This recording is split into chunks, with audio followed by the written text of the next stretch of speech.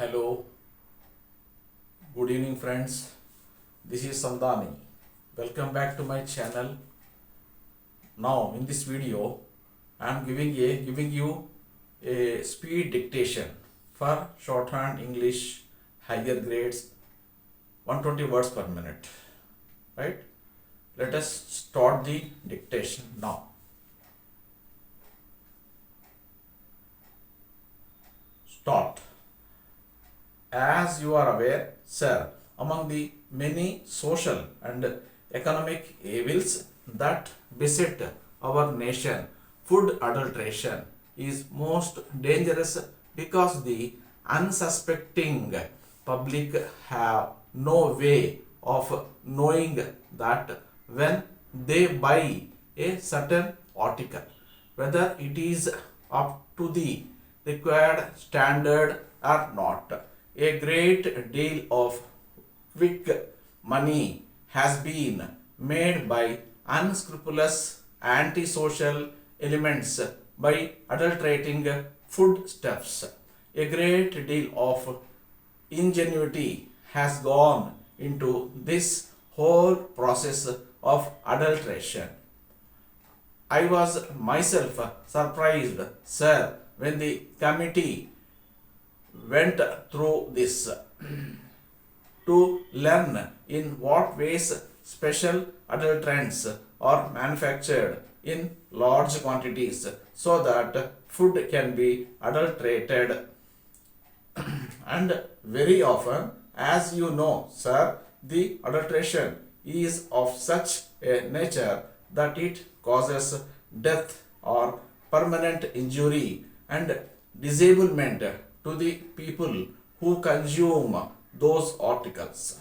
It is therefore an extremely serious matter, and there has been a demand from all sections of the public and in both houses that this entire Prevention of Food Adulteration Act should be amended, should be made more effective, and that there should be strong and effective action against these antisocial elements. Para. For this purpose, sir, I introduced in this house an amendment to the Prevention of Food Adulteration Act 1954. This act was passed 45 years ago by Parliament. The experience of its administration, I must admit, sir, has not been very impressive so far, both because the act itself had loopholes and also, I must admit, because our administrative machinery, particularly in the states, was not really as effective as it should be. Therefore, I introduced this amendment in the Rajya Sabha on August 12. At that time, there was a demand from all sections of this house as well as the members of parliament from the Lok Sabha and the general public that in view of the very important nature of this legislation, it should be referred to a joint select committee. So, in response to that, it was referred to a joint select committee. It had 33 sittings and presented its report.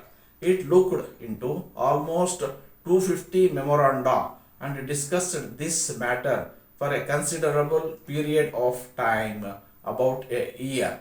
And I would like to express my gratitude particularly to my honorable friend for his wise and mature guidance of the work of the committee, from which we benefited very greatly and we took keen interest in the matter. Para. The bill that has now emerged is definitely a great improvement upon the bill that we had originally introduced. Sir, the basic effort in this bill has been threefold.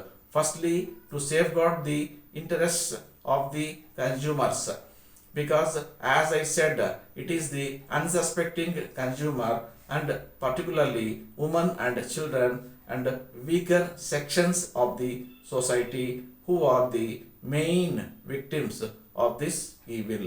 Secondly, it is to prevent undue harassment to the trader, whether it is the producer, the wholesaler, or the retailer, whereas we should certainly keep a very strict watch upon them. There should not be any cause for undue harassment. And thirdly, the act should be capable of effective implementation because there was a general feeling among the members of the committee that implementation had been lacking. These were the three major principles that were kept in mind by the committee in its deliberations. Sir, with your permission, I will very briefly put before the Honorable House some of the salient features of the bill that I have now presented. The finest point is that a distinction has been made between adulteration that is capable of easy detection by the eye and adulteration which is not. In other words, if something is adulterated and is visible, at least the consumer has the opportunity to take necessary precautions. But if it is processed and cooked, then there is no way by which the consumer can know whether it is adulterated or not until he has reaped the ill effects of adulteration. Para. Therefore, we have redefined primary food and we have now for the first time introduced a graded system of punishments, a graded system of penalties. On the one hand, we have exempted altogether as a result of a lot of evidence that was brought before us. Primary food which is substandard due to purely natural causes in which there is no human agency and which is primary food, in other words which is easily visible. In such cases there is no penalty and it has been taken out of the act. At the other end, for deliberate adulteration which can cause death or grievous injury, we have brought in punishments up to life imprisonment. So what we have done is this: we have these five categories. Primary food adulterated due to purely natural causes is exempt. Then there is injurious and non-injurious adulteration. Here we have got a graded system of penalties going up to life imprisonment so that deterrence is there and people realize that they cannot play with the lives of their fellow citizens. On the other hand, non-guilty people are brought within the mischief of the act. This is the end of the dictation, right? Thank you. Do the transcription carefully. Then all the best. Wish you all the best.